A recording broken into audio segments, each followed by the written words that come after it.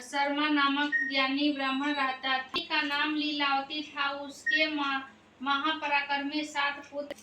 उसकी आंखें नील कमल के समान और मुख चंद्रमा के समान था। उसके विवाह के योग समय आ जाने पर वेदशर्मा ने एक वेद शास्त्र के ज्ञाता विद्वान ब्राह्मण को विवाह विधि से उसको ढाढ़स बधाया के चंद्रमा निकलने ही वाले हैं और उसका भाई चिंता कर एक महान वट वृक्ष पर चढ़ गया। बहन के प्रेम से दुखी उसका भाई जलती हुई उल्लुकारी से चंद्र का बहाना कर दिखाया। तब वह उसे चंद्रमा का उदय जानकर दुख को त्याग विधि विधान से अर्घ देकर भोजन किया। इस प्रकार व्रत के दूषित होने के कारण उसका पति मर गया। तब वीरवती ने अपने पति के मारा दुख देखे पुनः शिव जी के पूजन किया। 1 वर्ष तक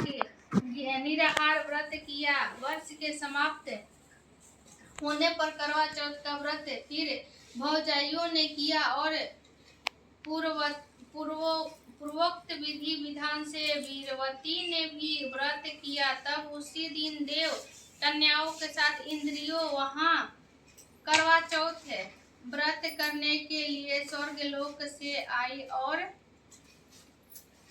वह स्वयं वीरवती के पास चली गई। मानुषी वीरवती के इंद्राणी ने सब बातें पूछी। तब विनय पूर्वक वीरवती ने कहा कि जब मैं करवा चौथ का व्रत कर अपने पति के घर आई तो मेरा पति मर गया। हमें ज्ञात नहीं कि मेरे किस पाप कर्म का फल मिला। हे महेश्वरी, आप हमारे भाग्य से यहाँ आ गई है, सो मेरे पति का जीवित कर मेरे ऊपर कृपा कीजिए। इंद्राणी ने कहा कि हे सुभोग गत वर्ष जो तुमने अपने पति के घर करक चतुर्थी करवा चौथ का व्रत किया था, जो बिना चंद्रमा के उदय हुए ही तुमने व्यर्थ अर्घ दे दिया था, इसलिए व्रत दूषित हो गया और इसी से तुम्हारा पति मर गया।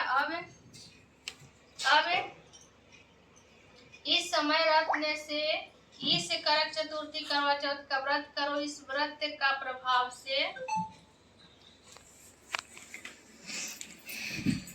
वीरवती ने विधि विधान पूर्वक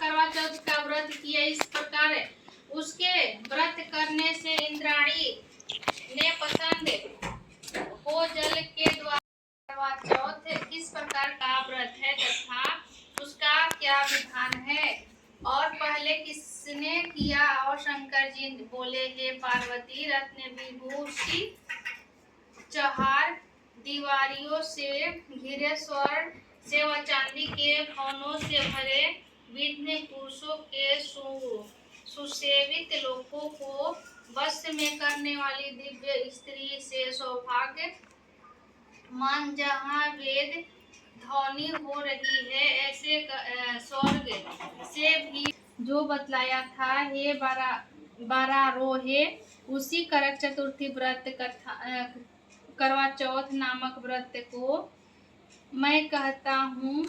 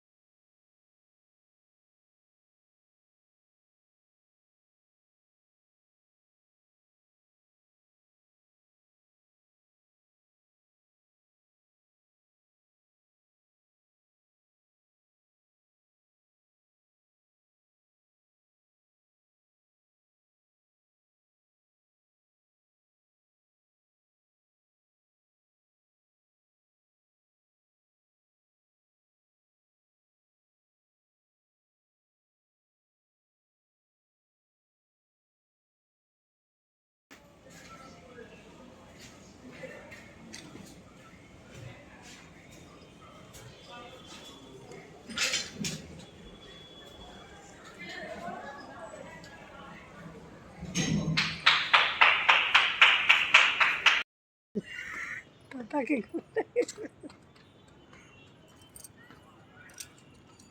चलो चलिए अब व्रत रहे